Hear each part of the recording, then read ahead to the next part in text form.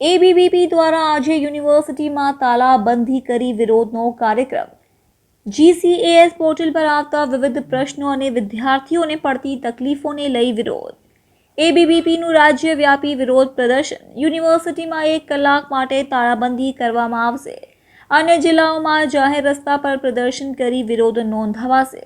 શૈક્ષણિક વર્ષ 2024થી રાજ્યની 15 સરકારી યુનિવર્સિટીઓમાં કોમન એડમિશન પ્રક્રિયાના પહેલા દિવસથી વિદ્યાર્થીઓને વિવિધ તકલીફો પડતા કાર્યક્રમનું આયોજન। પ્રથમ રાઉન્ડમાં પરિણામમાં છબરડા સામે આવ્યા હતા। ખાનગી કોલેજો પોતાની મનમાની કરી રહી હોવાના કિસ્સાઓ સામે આવ્યા હતા।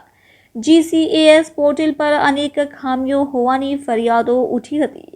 આજે સુરત ખાતે વીર નર્મદ દક્ષિણ ગુજરાત યુનિવર્સિટીમાં એબીવીપી તાલાબંધી કરી વિરોધ। નમસ્તે, મારું નામ રવિ માંગરોયા, વિદ્યાર્થી પરિષદમાં સુરત મહાનગર સહમંત્રીનું દાયિત્વ। આજે કઈ પ્રકારની કઈ જગ્યાએ વિરોધ કરવામાં આવ્યો?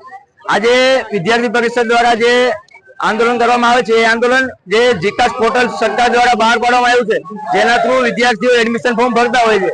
તો વિદ્યાર્થીઓ જે એડમિશન ફોર્મ પ્રક્રિયા ભરે છે તો વિદ્યાર્થી ફોર્મ તો ભરી દે છે, પણ વિદ્યાર્થીઓને કોઈ કોલેજમાં વારો નથી આવતો।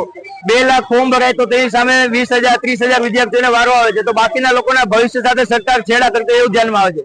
જે ગામના છેવાડાના જે વિદ્યાર્થીઓ છે એ વિદ્યાર્થીઓ તો ટેકનોલોજીનો અભાવના કારણે વિદ્યાર્થીઓ ફોર્મ ભરવામાં બાકી રહી ગયા છે, તો એવા વિદ્યાર્થીઓનું ભવિષ્ય સાથે શું? આજે કોઈ જગ્યાએ શું વિરોધ થાય? રોડ બંધ કરી દીધો છે? જેવો વિદ્યાર્થી પરિષદની વારંવાર માંગ હોય છે કે જીકાસ પોર્ટલમાં સુધારો કરવામાં આવે, ફેરફાર કરવામાં આવે, છતાં બી સરકાર દ્વારા આના ઉપર કોઈ ધ્યાન આપવામાં નથી આવતું। તો વિદ્યાર્થી પરિષદ દ્વારા આજે વાઇસ ચાન્સેલર સાહેબને આવેદનપત્ર આપવામાં આવ્યું છે। વાઇસ ચાન્સેલર સાહેબ શિક્ષણ મંત્રી સાહેબને આવેદનપત્ર આપશે, જેના કારણે 48 કલાકમાં જો શિક્ષણ મંત્રી દ્વારા અથવા શિક્ષણ વિભાગ દ્વારા યોગ્ય નિર્ણય નહીં આવે તો વિદ્યાર્થી પરિષદ દ્વારા આનાથી ઉગ્ર આંદોલન કરશે અને આનાથી વધારે રસ્તાઓ બ્લોક કરશે।